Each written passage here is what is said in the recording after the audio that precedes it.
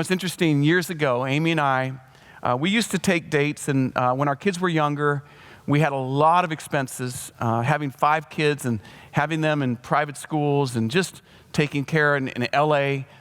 We didn't have a lot of money for date night. And I just a little freebie for all you couples here, whether you're dating, whether you're engaged, married, whether you're very married, that means married with kids, keep dating. Don't stop dating. Don't allow the world's dating to outdate you if you're married, husband, wife. You should be dating like you mean it. You should be dating deeply. And so Amy and I, we date. We still date. We date every week. We've never stopped. And sometimes it's harder when you have young kids, but I encourage you, even if you're just going back into your bedroom and just resting or relaxing. I remember one date when we had our 4th child, I actually brought over a babysitter, and she said, "Where are you guys going on your date?" I said, "We're going back to our bedroom and we're sleeping. We're taking a nap." And we were, really. For everybody who's like, I don't know. We were, okay? We were so tired. 4 kids, anyways. But date. And Amy and I, one of our favorite date places, it's no longer open right now. It was the Coffee Bean in Tarzana. It was on Ventura Boulevard, just west of Tampa. And we loved going there because it had a fire pit and it had outdoor seating, had a couple fire pits. And so we would sit there and we would just talk and we would share stories. We would talk about our dreams and where we wanted to go and vacations we wanted to take and things we wanted to do with the kids and things we wanted to do with our friends. And, sometimes we'd call up someone and say, "How you doing?" And we would just have fun. Well, Amy had a purse at the time, and this purse, someone gave it to her. It was a purse that had a picture of all of our family, all 5 of our kids on it. And what we didn't know is that the manager of this Coffee Bean was watching us. And she watched us for month after month as we came in there on Friday nights and dated. And so finally she came up to us one date night, and she said, "I just need to know." And she looked at Amy's purse and she goes, "Is this your family?" And Amy's like, "Yes, it is. These are our kids. It was, taken just a couple of years ago." And she goes, "Oh my gosh, I want to have a family like this." She goes, I'm sorry to interrupt you guys, but I just noticed you guys are so in love.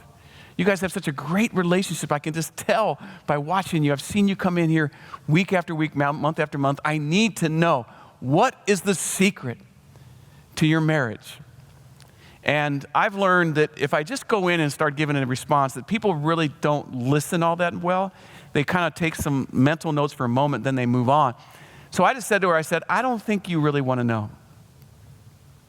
And that kind of just sweetened the pot and kind of made her more thirsty and more hungry. She goes, "No, I do. I just got married. We've been married for less than a year, and I want to be able to have a marriage like yours." That's what she said. And so I said, "Okay, give me a napkin."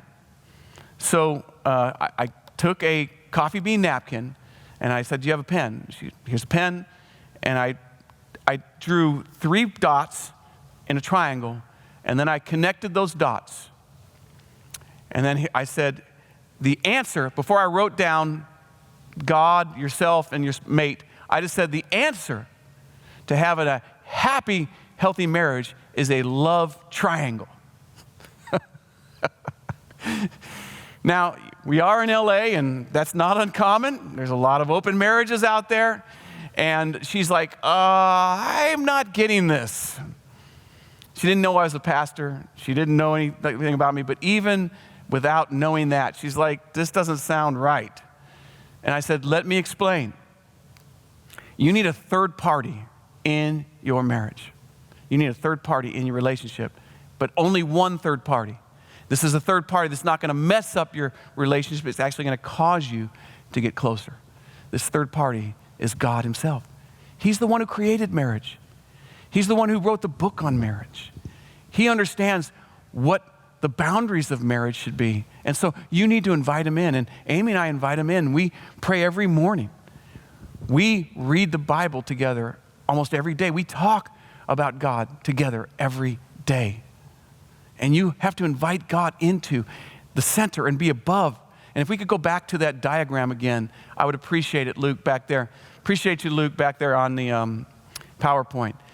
And I drew this triangle, and I said, you got to keep God at the middle. And then I said, look at this. Now, and then I said, here's you, and here's your mate. Now I said, watch this. as both of you both seek to get closer to God, what happens? You end up what? Getting closer to each other at the same time. And then the coin dropped. It was like a mic drop moment. She goes, I get it. And then I said, look, if you're both seeking each other and God's not there, you're both trying to get close to each other, but there's things that break up the relationship. But when you're both not focused on seeking to please just each other, but you're both looking to please and to love God, then you, as a byproduct, you actually get closer to each other. And when she saw that, she grabbed the napkin. She goes, I'm taking this home. I'm going to show my husband. We're going to do this. And it was wonderful.